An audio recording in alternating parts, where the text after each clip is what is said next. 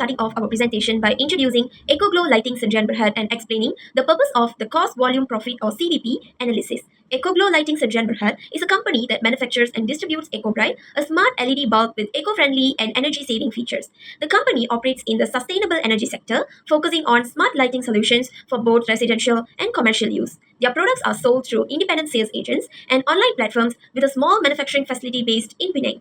As business consultants, our role is to analyze EcoGlow's financial performance in 2024 using CVP analysis. This technique helps us to understand how changes in cost, sales volume, and pricing affect the company's profitability.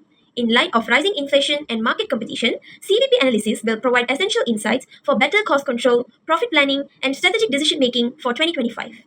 The reconstructed income statement for EcoGlow Lighting Santrian Berhad for the year ended 31 December 2024 reveals that the company sold 50,000 units of its EcoBright smart LED bulbs, generating a total sales revenue of 1,250,000. The variable production cost amounted to 625,000, while the fixed manufacturing overhead stood at 120,000, bringing the total cost of goods sold COGS to 745,000. After subtracting COGS from the sales revenue, the company achieved a gross profit of 505,000. In terms of operating expenses, sales commissions calculated at 12% of sales amounted to 150,000. The company also incurred 35,000 in digital marketing expenses, 10,000 for website maintenance, 30,000 for factory rental, 60,000 for administrative salaries, and 15,000 for utilities and insurance. These operating expenses total 300,000. After deducting the total operating expenses from the gross profit, EcoGlow reported a net operating income of 205,000 for the financial year 2024. The reconstructed income statement for EcoGlow Lighting Santrian Berhad for the year ended 31 December 2024 reveals that the company sold 50,000 units of its EcoBright smart LED bulbs, generating a total sales revenue of... In this part of the video, I will be doing the calculations for part A. Firstly is how to calculate the sales price per unit. The formula for sales price per unit is sales revenue divided by units sold. The sales revenue in this situation is 1,250,000 divided by 50,000 units. The total sales price per unit is 25 ringgit. In this part of the video, I will be doing the calculations for part A. Next is how to calculate the total variable cost in ringgit. The formula for total variable cost is variable production cost plus sales commission. In this case, the variable production cost is 625,000 ringgit plus 150,000 ringgit. The total variable cost is 775,000 ringgit. Next is how to calculate variable cost per unit. The formula is total variable cost in ringgit divided by the unit sold. As how we calculated earlier, the total variable cost in ringgit is 775,000 divided by 50,000 units. The total variable cost per unit is 15 ringgit 50 cents. Next is the variable cost ratio. The formula is variable cost per unit divided by price per unit. The variable cost per unit is 12 ringgit 50 cent divided by the price per unit, which is 25 ringgit. The variable cost ratio is 0.5 or 50%.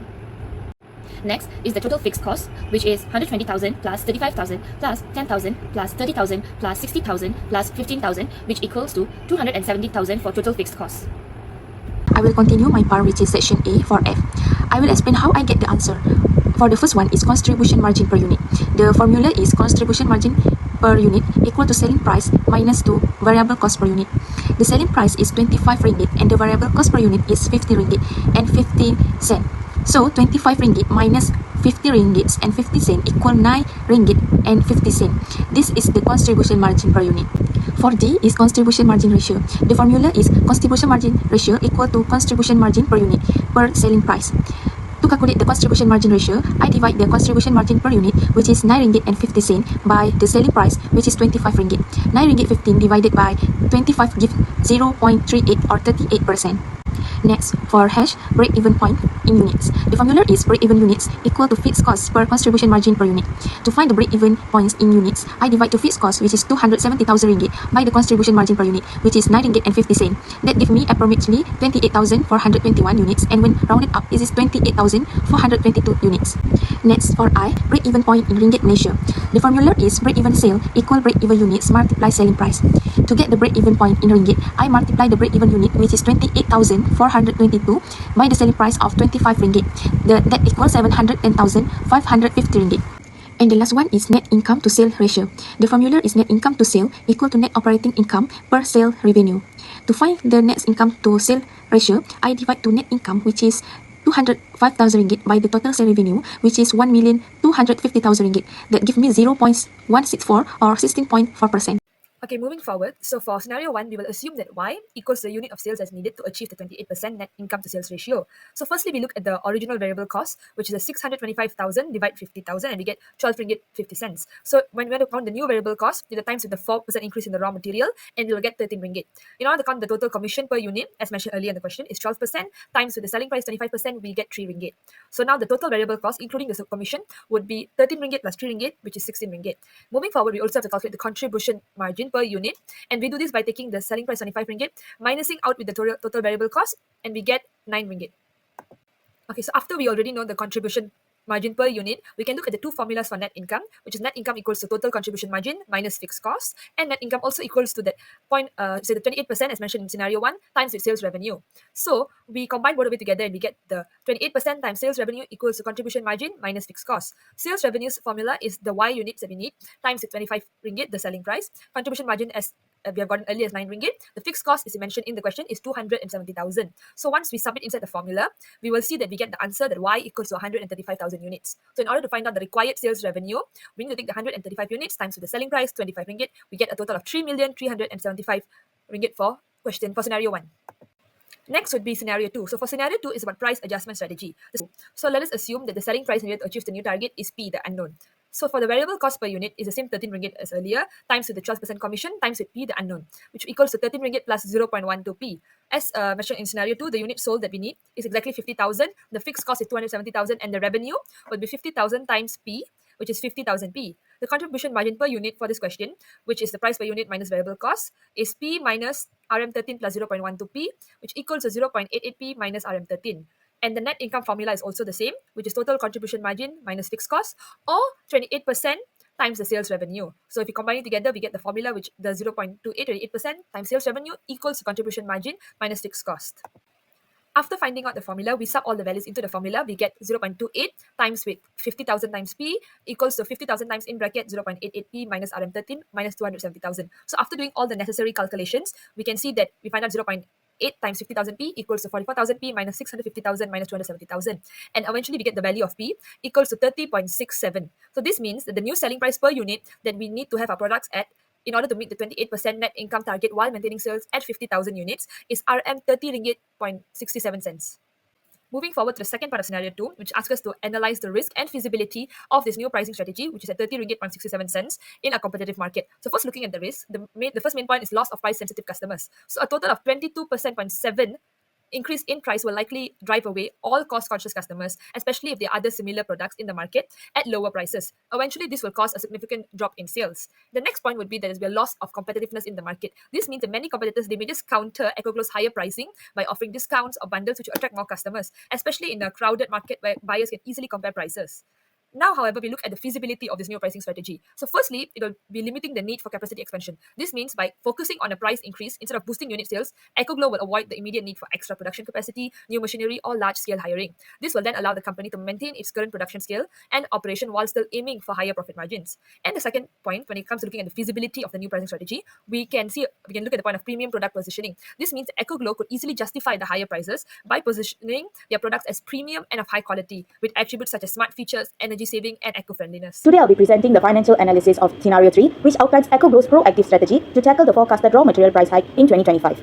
EcoGlow aims to boost sales through aggressive marketing while also improving operational efficiency. The key measures include increasing the selling price to RM28 per unit, raising the sales commission to 16%, doubling sales volume, and most importantly, reducing fixed costs by 30%. Let's break it down. Currently, EcoGlow sells 50,000 units. With this plan, we anticipate a 100% increase, bringing sales to 100,000 units. At the new price of RM28 per unit, the total sales revenue will be 100,000 times RM28, which is 2,800,000. Next, we have variable production costs. The original cost per unit was RM12 and 50 cents. With a 4% price hike, the new cost is RM13 per unit. So, for 100,000 units, it would be RM13 times 100,000, which would be 1,300,000. We also factor in the sales commission at 16%. 16% of 2,800,000 would be 448,000. So, the total variable cost becomes 1,300,000 plus 448,000 is equals to 1,748,000. Now let's look at the fixed cost. Previously, fixed cost totaled RM270,000, including areas like factory rental, admin salaries, and maintenance. With a planned 30% reduction, the new total is RM270,000 times 70% is RM189,000. With that, we calculate the net income. Revenue minus total variable cost minus fixed cost. RM 2,800,000 minus 1,748,000 minus 189,000 is equal to 863,000. Now, for the net income to sales ratio, RM 863,000 divided by 2,800,000 times 100 equals to 30.82%. To conclude, under scenario 3, EcoGlow achieves a net income to sales ratio of 30.82%, which is higher than the targeted 28%. This indicates that the initiative is not only feasible, but also strategically sound, enabling the company to grow sustainably despite rising input costs. Now I will evaluate EcoGlow's product enhancement plan, which focuses on integrating smart home features into its EcoBright bulbs to drive future growth. Under this plan, EcoGlow aims to increase sales volume by 150%, keep the selling price unchanged at RM25, absorb a 4% rise in raw material prices, reflected in a COGS to sales ratio of 57%, increase digital marketing expenses by 30%. Let's evaluate if this strategy helps the company meet its 2025 profitability target. We begin with sales volume. From the current 50,000 units, a 150% increase brings us to 125,000 units sold. At RM25 per unit, total sales revenue is 125,000 times RM25 equals to 3,125,000. Next, we calculate the cost of goods sold, which now accounts for 57% of sales. 57% times 3,125,000 is 1,781,250. Sales commission remains at 12% of sales, or 12% times 3,125,000 equal to 375,000. Total variable cost equals COGS plus commission, which is 1,781,250 plus 375,000 equals to 2,156,250. EcoGlow's fixed cost includes a 30% increase in digital marketing, rising from 35,000 ringgit to 35,000 times 1.3 equals to 45,500. However, total fixed costs across all departments remain at 270,000. Now we compute the contribution margin, sales revenue minus variable cost. RM 3,125,000 minus 2,156,250 equals to 968,750. Then, the net operating income equals to contribution margin minus fixed cost. RM 968,750 minus 270,000 equals to RM 698,750. Finally, the net income to sales ratio. RM 698,750 divided by 3,125,000 equals to 22.36%. Despite a 150% increase in sales volume, this strategy falls short of the 28% target, achieving only a 22.36% net income to sales ratio. The higher COGS and increased marketing expenses reduce overall profitability, making this plan less effective than hoped in achieving the 2025 financial objective. Now we compute the contribution margin, sales revenue minus variable cost. RM 3,125,000 minus 2,156,250 equals. Under option A, it plans to raise the commission rate from external agents from 12% to 18%. Because of this, sales volume is expected to grow up by 15%, increasing from 50,000 to 75,000 units. The selling price remains at 25 ringgit per unit, which means total revenue will be 1.875 million ringgit. Due to a 4% increase in raw material prices, the variable cost per unit raised to 13 ringgit, so the total variable cost is 975,000 ringgit. At the new 18% commission rate, the total commission expense becomes 337,500. Fixed cost remains unchanged at 217,000 ringgit. So, if we add up all costs, variable commission and the fixed, we get 1.582 million ringgit. Subtracting this from revenues, the net income is 292,500 ringgit. This gives us net income to sales ratio of 15.6%, which is a decent improvement. Under option B, it plans to replace external agents with 8 full-time in-house sales staff. This change is expected to boost sales by 17%, increasing the volume from 50,000 to 85,000 units. The selling price remains at 25 ringgit per unit, which brings total revenue to 2.125 million ringgit. Due to the 4% increase in raw material price, the variable cost per unit stay at 13 ringgit, so the total variable cost is 1,105,000 ringgit. Each in-house staff earn 1,700 ringgit per month. For 8 staff over 12 months, the total salary is 163,200 ringgit. In addition, the in-house team receive a 4% sales commission, which totals 85,000 ringgit. Fixed costs from the previous years were 217,000 ringgit. Including the new salaries, fixed costs now become 433,200 ringgit. If we add up all costs, variable commission and fixed, we get 1.623 million ringgit. Subtracting this from the revenue, the net income is 501,800 ringgit. This results in This results in a net income to sales ratio of 23.6%, which is significantly better than option A. After evaluating all 5 scenarios, we believe the best strategy for EcoGlow lighting in 2025 is the hybrid approach that combines the most effective elements. First, we recommend using the marketing strategy from scenario 3. It focuses on digital promotion and helps double the sales while reduce fixed costs by 13%. Second, we suggest switching to an in-house sales team as in scenario 5, option B. This gives better control over sales operations and improve profit margins. Third, we advise the company not to raise price like scenario 2, because price sensitivity in the market could harm competitiveness. Finally, the product's enhancement plan from scenario 4 should only be pressured after a quality test confirms it's cost-effective and profitable. To conclude, our CVP analysis shows that EcoGlow lighting can make smarter, data-driven decisions even in the face of rising cost and tough competition.